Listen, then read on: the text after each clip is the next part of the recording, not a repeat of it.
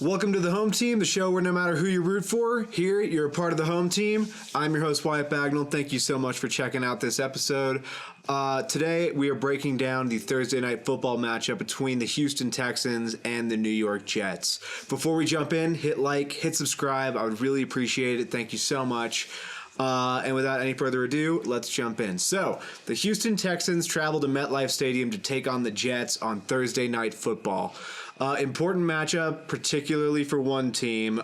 Both would like to win it, but for very different reasons. What's at stake here in general? The Texans are starting to build a lead in the AFC South. However, health is starting to come into play for the Texans, particularly on the offensive side of the ball.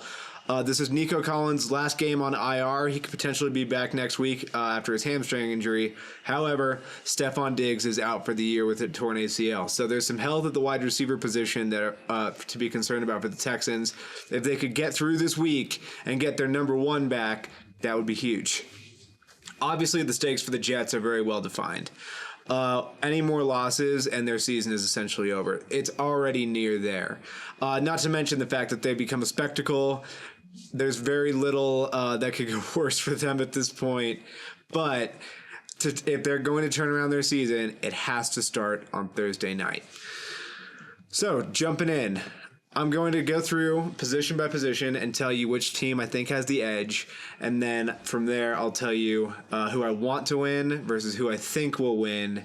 And overall, my just thoughts and predictions for the game. So, going into this thing, quarterback, which team has the edge? I know a lot of people would say that Aaron Rodgers would traditionally have the edge in this spot. However, as much as his demise, I believe, has been overblown a bit, he's been less of a pure issue than you would think. As in terms of grades, he grades out 12th, so he's still playing in the top half of the league. But the results haven't been there for just a litany of reasons with the Jets. This is a team that finds ways to lose. And as a result, I'm giving the edge to C.J. Stroud and the Texans. C.J. Stroud has graded out as the 8th best quarterback, so he's grading out slightly better than Aaron Rodgers as well. And ultimately, I just think that the way these teams are trending is the same way that their quarterbacks are trending. Aaron Rodgers is dealing with numerous lower leg injuries. I believe there's a hamstring in there, there's a swelling in his knee, and I think there was something to do with an ankle. So he potentially has 3 lower leg injuries, to go on top of the fact that he's still within that year recovery mark of his technically, it's been a year since he tore the Achilles, but usually the Achilles takes a while to be fully back. So when you compound the fact that he's on the back end of the recovery from that, plus 3 other lower leg injuries, it's a bit concerning for Aaron Rodgers. Meanwhile, for C.J. Stroud, the biggest concern in my eyes would be the fact that he's going to be really only throwing to one trusted guy. However, in the past, last year in particular, he's shown an ability to be able to make players that we didn't really think much of look quite good. So I'm curious to see C.J. Stroud's performance. Running back, this is a challenging one. So the Jets, obviously, they field Breece Hall and Braylon Allen, and the Texans have Joe Mixon. I believe Dameon Pierce should also get some carries in there, but when Joe Mixon has been in the lineup, he's tended to get the bulk. As a result, Dameon Pierce is still on the Texans. I just wanted to make sure that we weren't having any injuries or anything like that. Ultimately, both these teams run 2 backs deep in terms of competent players. I know Breece Hall isn't having the year everybody would want him to. I think that could be for numerous reasons. But I still believe that ultimately he's the best back in this game. Joe Mixon, despite the fact that he's getting a bit older now, has still shown that he can be a hammer in there. And ultimately, when both go too deep, I'm giving them both a point here. So right now, the Texans hold the edge 2-1. Wide receiver. If this was the start of the season, I would give the Texans the edge. However, given their injuries and the fact that their number one in this game is going to be Tank Dell, who's usually a slot receiver, I'm going to give the edge to the Jets with Garrett Wilson and Devontae Adams. Allen Lazard's the 3. I think that's his more natural fit, 3 or 4. With Nico Collins and Stephon Diggs out, though, I just can't give the Texans the edge. Otherwise, this would be one where either they would both have a point or I would give the edge to the Texans. But that's just not something I could do here. Tight end. Both teams field decent tight ends. Neither one's particularly like the top end guys, but they're both serviceable. The Jets have Tyler Conklin. The Texans have Dalton Schultz.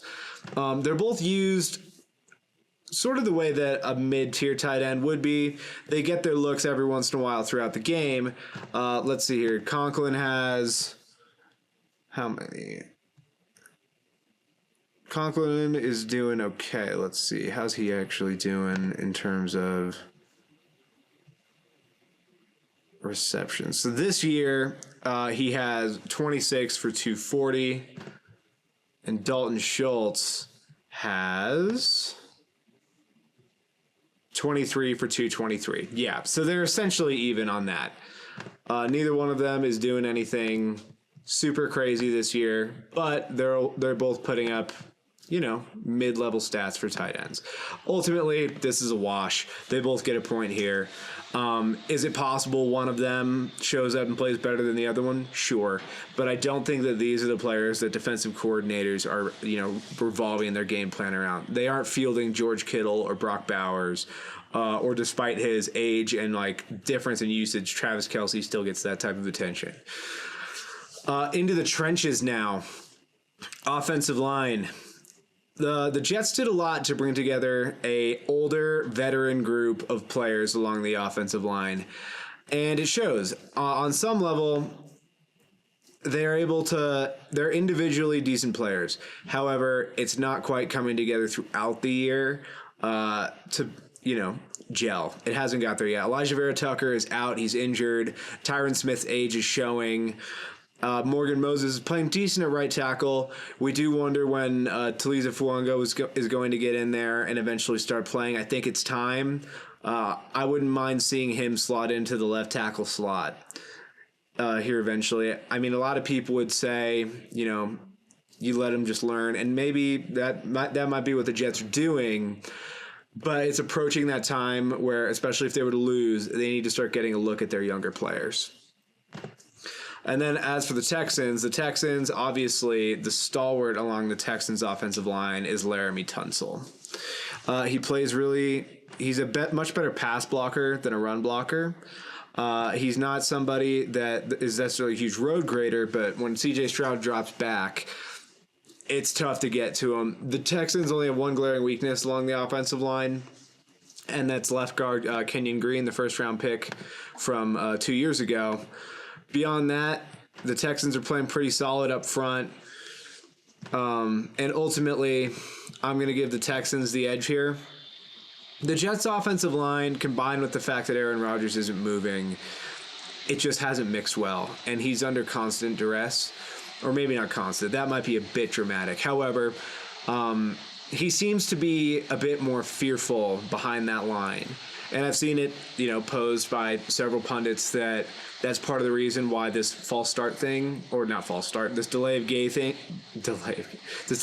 thing keeps happening, where he's trying to make sure the protection's perfect because he can't run, and ultimately it's never possible to be perfect.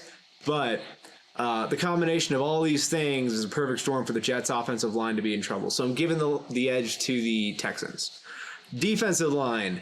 I know that this was something that a lot of people figured would be a strength for the Jets. However, outside of Quinnen Williams, the Jets don't have a player that is graded above a 60. I know Will McDonald has some good stats. For example, this year, Will McDonald has, per PFF, 8 sacks, which, through 8 weeks, that's good. However, a lot of those are coming on either unblocked attempts or cleanups or things like that. There's not a lot of clean wins in his pass rushing. He is a better pass defender than a run defender. He's a really long, wiry frame. He's not particularly great at holding up against run blocks, but he would be their second best defensive lineman behind Quinnen Williams. Javon Kinlaw and Clemens are not playing well, and it's a huge issue, and it's a big part of why the Jets are struggling to defend the run, which in a game where the Texans are not going to have their receivers, they're going to get a healthy dose of it. As for the Houston Texans, their strength is essentially the exact opposite of the Jets. While the Jets are stronger in the middle, the Texans are elite off the edge with Will Anderson and Danielle Hunter. Interior-wise, they can be a little bit, softer. I think the Texans could be exposed through the middle of their defense. However, Danielle Hunter and Will Anderson have been showing up and making consistent impact in every single game. Both are graded, quite highly. Both are rated in the top 20 of edge defenders. And as a result, I'm going to give the Texans the edge here. Quinnen Williams is great. He could be a game wrecker. And for the Jets to have success, he's going to have to be. Linebacker, so off-ball backers. This is one I'll just say it now, I'm going to give that to the Jets. Despite the absence of C.J. Mosley, Quincy Williams, the brother of Quinnen Williams, is a very good linebacker. Very fast, very athletic, covers a lot of ground. He's one of those guys that when you watch the Jets, he's one of the few guys that just pops off the screen right now.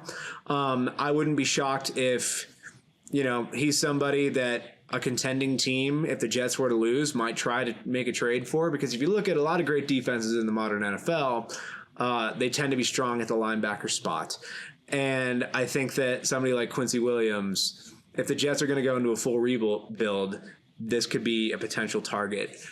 Whether or not the Jets want to give him up, I have no idea. But I'm a big fan of Quincy Williams, and I think that him alone, I'm willing to give him the edge for the Jets.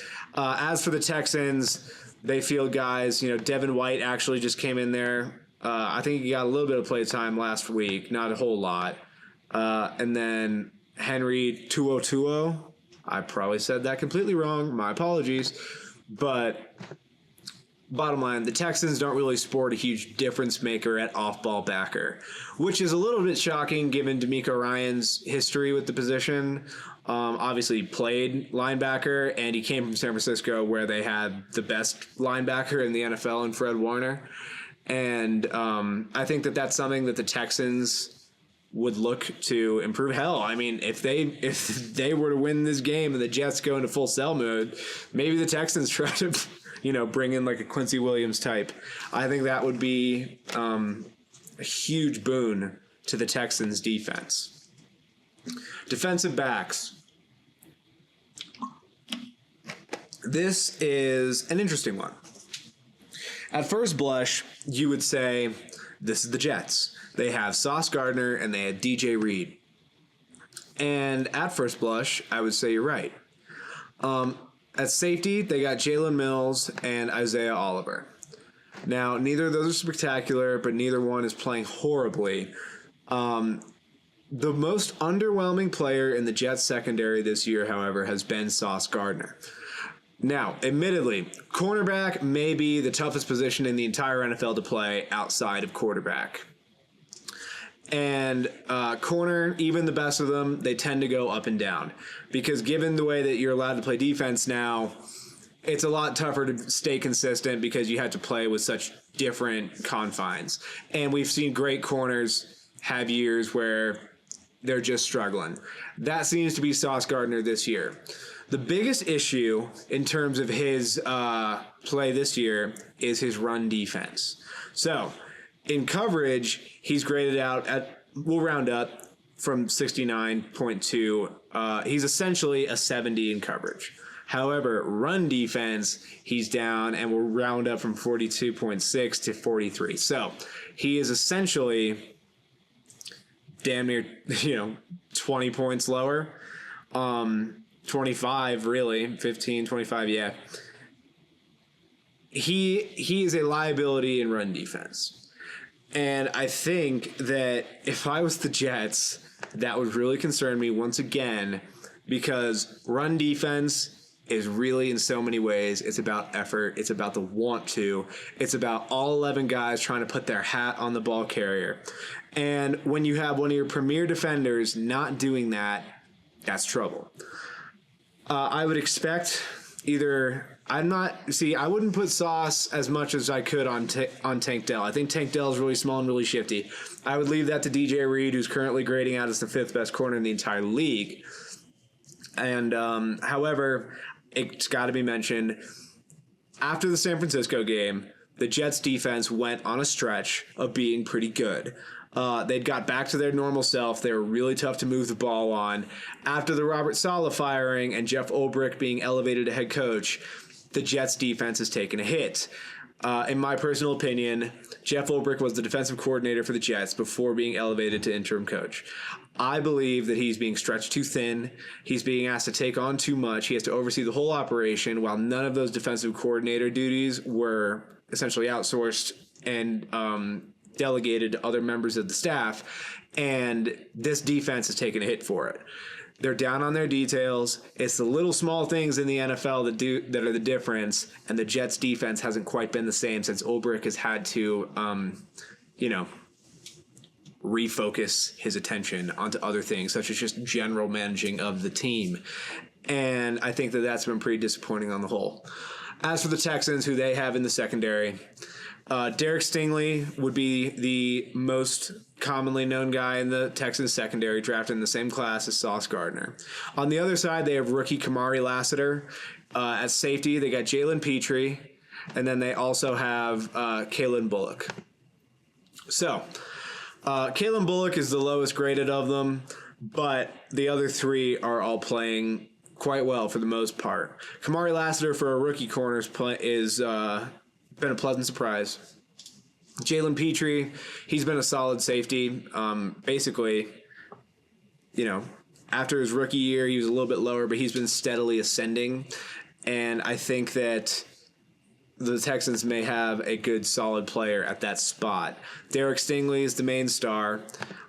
He's not having an outstanding year, certainly a dip from his 2023 season as well, which is a little disappointing. However, he is still grading in a good place. Overall, his coverage grade is, if we were to round it up, it's 66.9, so essentially a 67. Run defense is at 61. So he is playing at a pretty consistent level, and I think overall Stingley has a chance to have a big impact on this game. Those two corners in particular will. I trust Will Anderson and Daniil Hunter to keep a lot of those runs head into the inside where everybody else can swarm. They tend to set a good edge, or they would not be graded as high as they are. That leaves it to Derek Stingley and Kamari Lassiter to do as much as they can to try to hold up in coverage with Garrett Wilson and Devontae Adams. And when they hop into the nickel, oftentimes Jalen Petrie heads into the slot, and Eric Murray is the one that comes into the secondary at safety.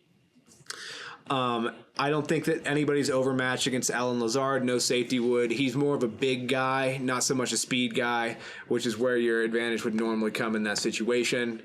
Overall, I'm going to give both teams, credit for the fact that they both put resources into their secondaries. And this is a really tough one because I think that both are doing decent things and they're both being let down in different ways. This is the one I definitely struggled the most with. I'm leaning the Texans, but I'm tempted to call it a draw between them. And I think I'm going to. I'm going to give them both the point there. I fully understand that Sauce Gardner is not having the type of year he would want. However, I do believe that in any given game, he has the potential to show up and look like the Sauce Gardner that we normally would see. And especially in a game where the Texans are really only going to be fielding one receiver that we know anything about, the Jets secondary has an advantage in this game. And then on to coaching. So the head coach, listen, I'm only awarding 1 point here, but in reality, this is a very big advantage for the Houston Texans. Jeff Ulbrich might be a good coach, and I think he is. In fact, I believe he's a very good coach. I believe he's an excellent defensive coordinator. Maybe he would be a good head coach. We don't know because he's not been put into a situation to succeed. Woody Johnson is one of the most impulsive and short-sighted owners in the entire NFL, and that has manifested in this season.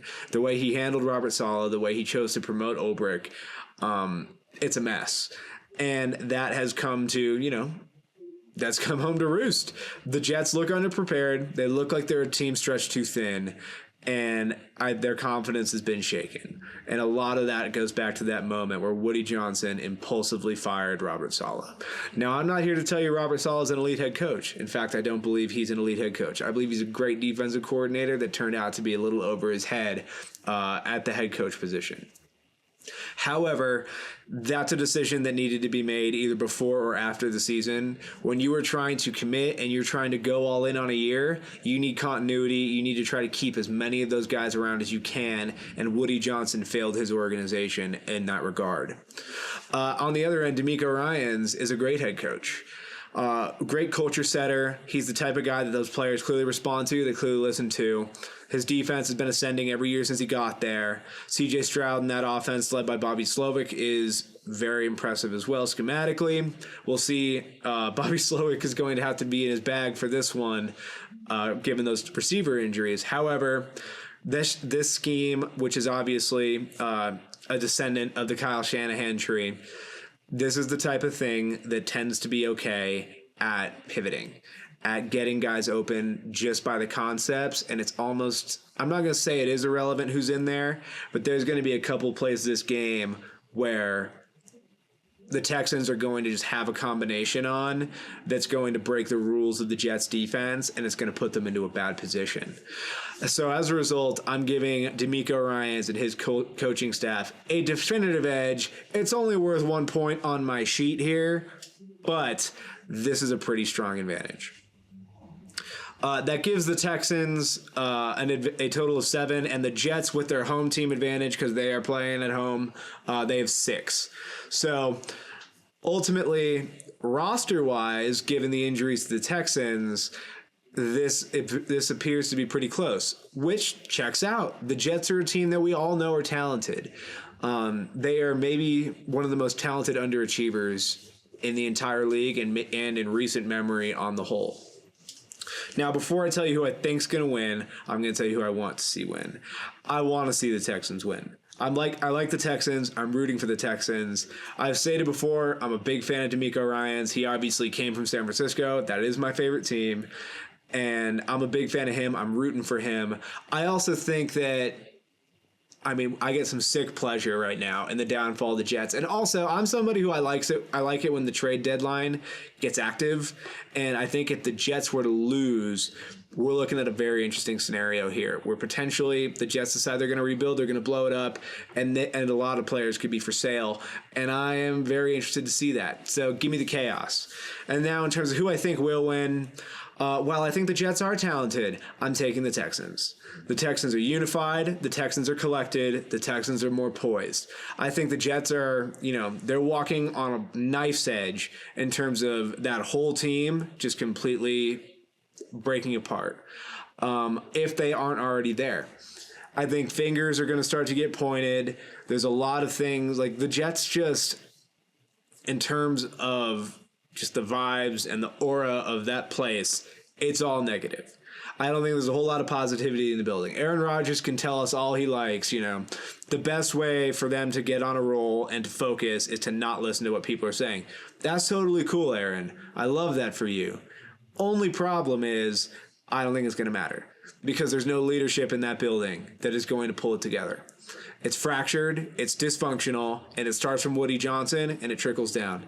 No organization in the NFL is ever going to be successful consistently when a player is running the organization. Sometimes that works in other sports, most notably something like basketball. In football, it's completely different. Football is the most team-oriented sport in possibly the world. And there's a reason why other people are paid to coach these teams, to put these teams together.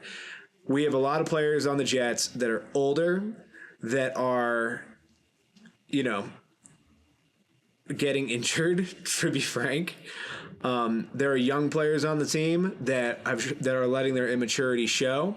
They have a coaching staff that's been put together for the wrong reasons and then stretched and pulled in the wrong directions. And overall, the Jets are just an organization that can't get it together. And if they are, it's not going to be this year. So, with that being said, I am taking the Houston Texans, and I hope everybody enjoys Thursday Night Football. I know that I will, and let's hope that for the sake of Jets and Texans fans, everybody comes out of this healthy. So, yeah, thanks so much for tuning in. Hit like, hit subscribe. Peace.